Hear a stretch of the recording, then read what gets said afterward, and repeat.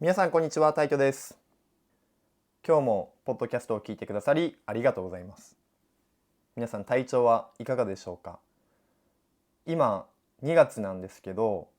結構周りではインフルエンザとか風邪の人が増えてきているので、皆さんもどうか、体調には気をつけていただければなと思っています。ちなみに僕はすこぶる元気でございます。ということで、今日のポッドキャストは皆さんの少し身近な話をしようかなと思っていて、それがお金の話になります。お金って言ってもいろんなお金があると思うんですけど、今日は日本の給与について、給与、英語で言うとサラリーですね。その話をしようと思っています。これから日本で働こうと思っている人がいたり、もしくはもうすでに日本で働いていてお金をもらっていて、ただ周りの日本人とか普通の日本人がどれぐらいお金を稼いでいるのかわからない、知ってみたいっていう人もたくさんいると思うので、そういった人の役に立つような内容になればいいというふうに思っています。なかなか日本人の友達がいたとしても、お金の話って少しセンシティブな内容になるので、普段話すことが少ないと思います。ですので、今日聞いていただいて、ちょっとでも勉強になったとか楽しかったっていうふうに思ってもらえるとすごく嬉しいです。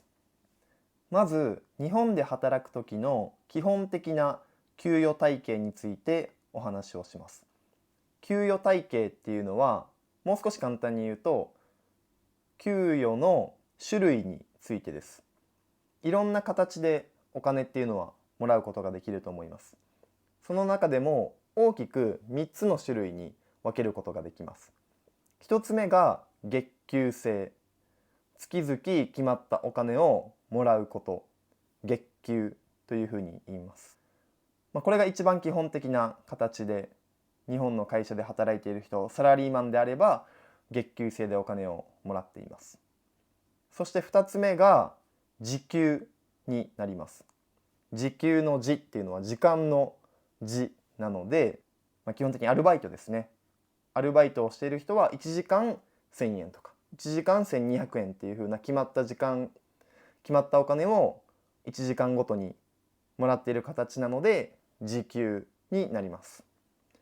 そして最後が年俸になります。年俸の年は1年2年の年なので、その1年契約とか2年契約でお金をもらっている人、アスリート、スポーツ選手はそうですね。そういった方たちは年俸制で給料をもらっていることになります。なので月給、時給、年俸を大きく分けると、この3つの体系が日本にはあります。他の国でも一緒ですかね。こういった中で日本の平均年収についてお話をしようと思います。平均年収っていうのは、年収なので1年間にもらえるお金、その平均がどれぐらいなのかっていうのが平均年収になります。日本人の平均年収。だいたいどれぐらいだと思いますか？100万円なのか、200万円、400万円、800万円、1000万円。どれぐらいだと思いますか？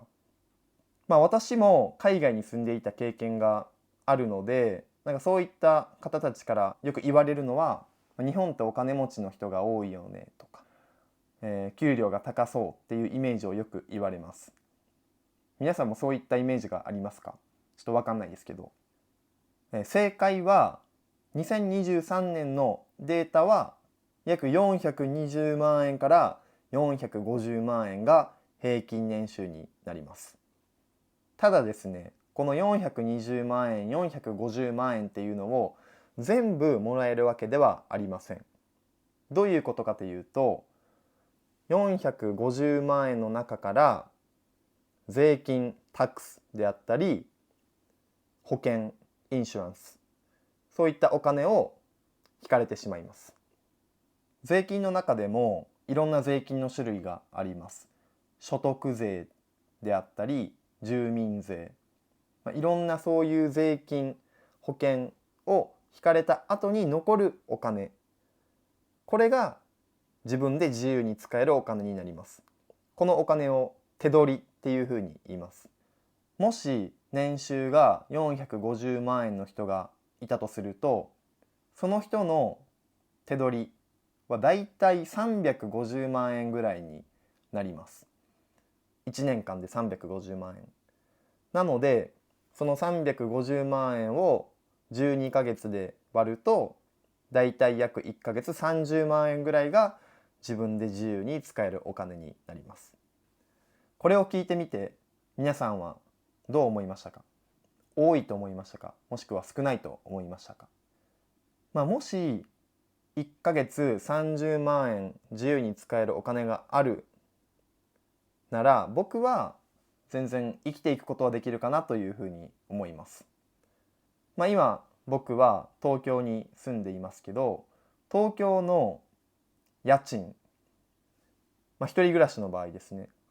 家の大きい小さいにもよりますけど、だいたい10万円ぐらいの人が多いかなと思います。なのでこの30万円からまず10万円引かれて、残りが20万円になります。その20万円の中から食費、食べ物ですね、食費であったり、あとは光熱費、ガスとか電気とか、そういったお金を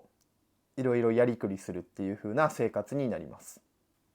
もちろん人によって生活のスタイルっていうのは違うので、これが多いと思うか少ないと思うかっていうのは人それぞれ違うと思うんですけど、少なくとも僕は、これぐらいのお金があれば全然何不自由ない生活はできるのかなというふうに思います。ただ、もしあなたがすごく飲み会が好き、居酒屋に行くのが好きとか、旅行に行くのが好きとか、ブランド物のバッグを買いたいとか、そういったお金がかかる趣味がある場合は、なかなかこの金額だと難しいのかなというふうに思います。特に最近に関しては物価、物の値段ですね。物価がどんどん上がっています。居酒屋に行ってもそうですし、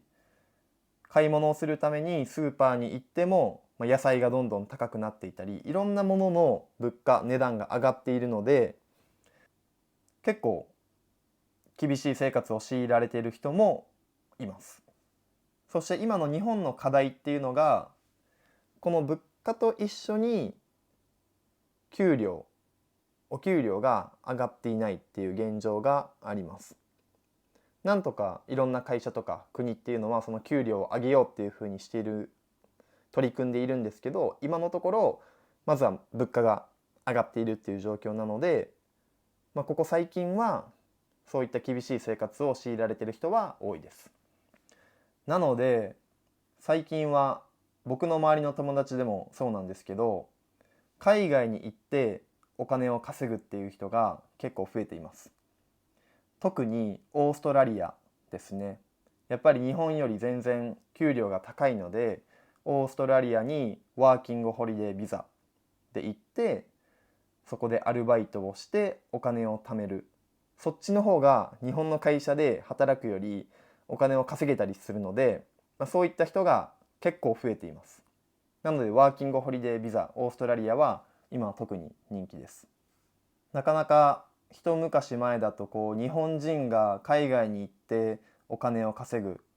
出稼ぎっていうんですけど、そういう出稼ぎをするっていうイメージは想像はつかなかったと思うので、こういうふうな状況になっているってことは日本の経済力が少し弱まってしまっている証拠なのかなというふうにも思います。これからに期待ですね。はい。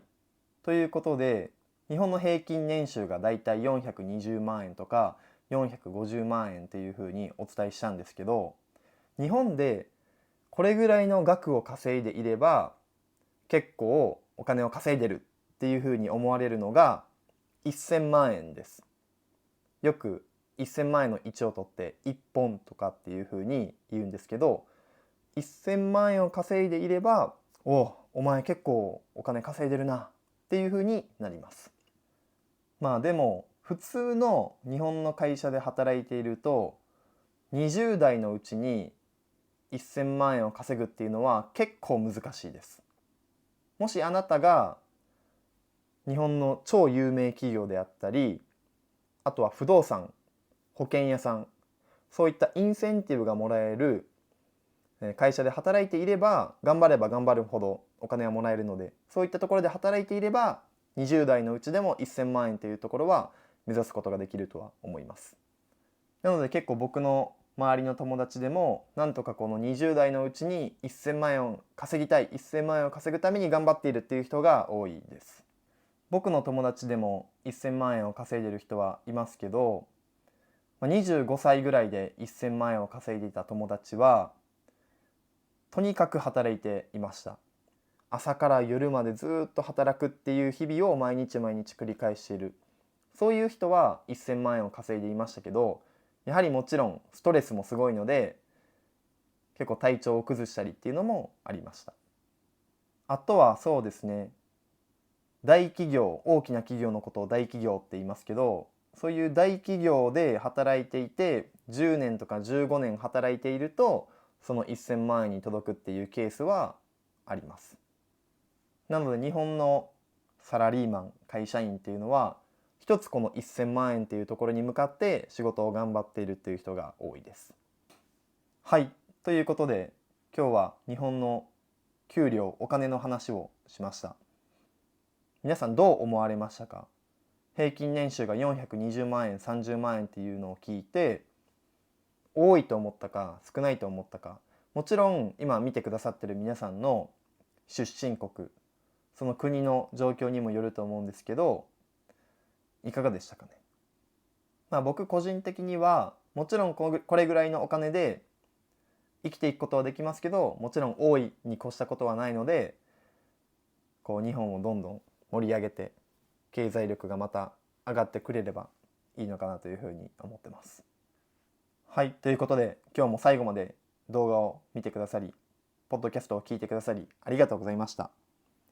もし何か質問等あればコメントでどんどん教えていただければ嬉しいです。